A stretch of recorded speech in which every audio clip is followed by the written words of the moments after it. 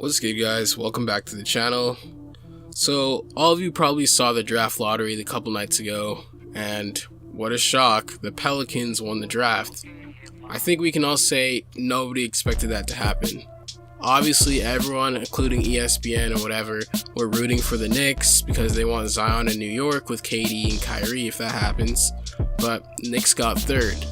The Cavs, the Suns, the Hawks, the Bulls, none of them got in the top three, which is really surprising. A lot of people were saying it was rigged and whatever, but I don't think the league would rig it for a team like the Pelicans if that were the case.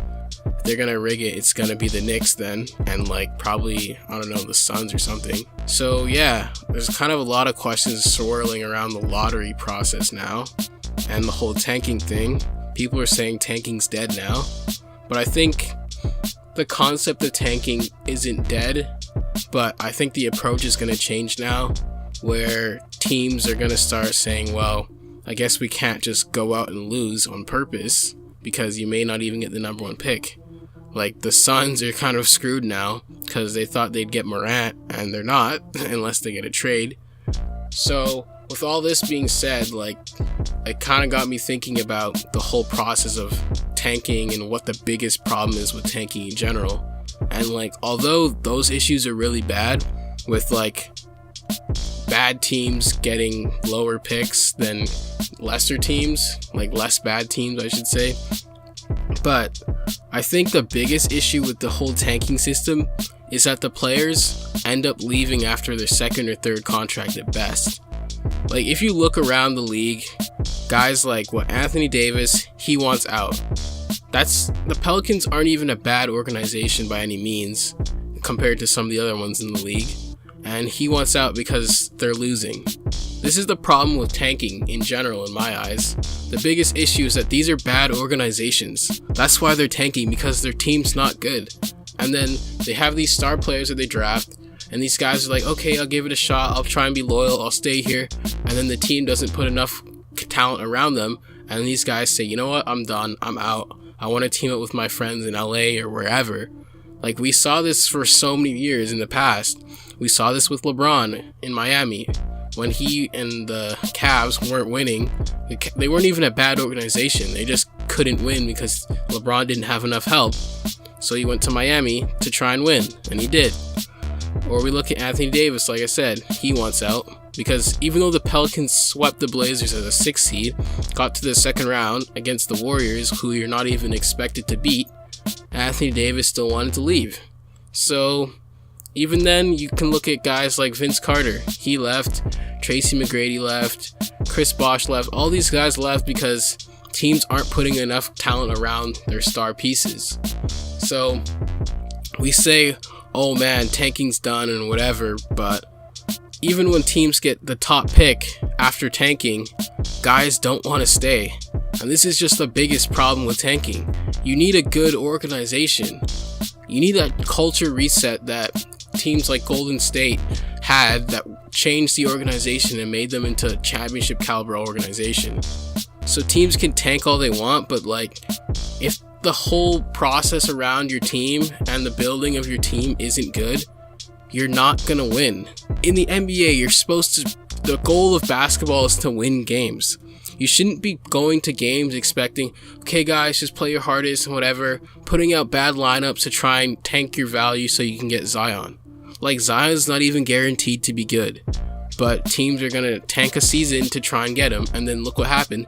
The bad teams didn't get him, so now what? Now they're kind of screwed. They're just gonna hope whoever they take is at least somewhat valuable to them in the future. This is a top 3, 3 pick heavy draft. So outside of the top 3, I expect the other guys in the draft to be good in the future, but I think as of right now, everyone kind of doesn't even have a 4th pick so far in this draft. It's just Zion, Morant, and then Barrett, and then whoever else. No one really knows who's going 4th. So yeah, and then I would not be surprised at all if Zion, after 4 or 5 seasons, once his rookie deal is done, he starts looking around and saying, you know what, this isn't the organization I want to be a part of. He wants to go with Barrett, to just form a super team on the Knicks, and they can rule Madison Square Garden together. This is not surprising at all, and this is the biggest issue with tanking. Tanking just doesn't help your organization win. It helps you get good players that basically sell tickets, but then those good players don't want to be there anymore because you're tanking for 4 or 5 seasons and you're not going anywhere. And these guys are seeing their friends and their former teammates or Team USA teammates or whatever all winning or getting to the finals and stuff like that, and then they're out of the playoffs, first round exits, waiting for the lottery and all that. And then you say to yourself, I don't want to be a part of this. LeBron's winning, KD's winning, this guy's winning, that guy's winning. I want to be like that. So then they say, let's team up, like, let's win together. We've seen it many times in the past with these super teams, and probably this is going to keep happening unless, I don't know how you fix the idea of tanking, because it all starts with the organization. Your organization has to be good. You have to build that culture.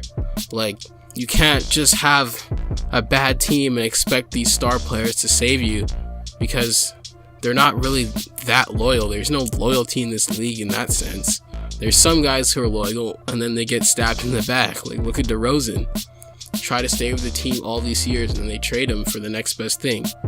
So I'd say for tanking, it's probably gonna look a little different for these next few seasons now, because teams are realizing, oh wait, we can't just tank and expect the next big thing to save us, the next generational talent. We actually have to have a good organization and a good team around this guy so he stays here. Because if he gets drafted to a city he doesn't like, he's out of there in a couple years. I mean, they're already talking about Zion leaving before he's even been drafted.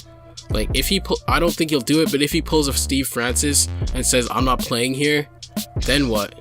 The Pelicans didn't even tank, and then they lost the #1 pick. So, yeah, something to think about for these next few years in the NBA, because teams need to figure this out, and they need to get better before they worry about having Zion save them. They need to build the right pieces around Zion and Anthony Davis and all these guys so they want to stay here and feel like this is a winning culture. What do you guys think? That's kind of all I have for this one. It should be intriguing to see what happens in the future of this league. Comment your thoughts down below. Thanks so much for watching, and subscribe if you enjoyed it. Tell them this the year I finally grew up and I turned into Jordan.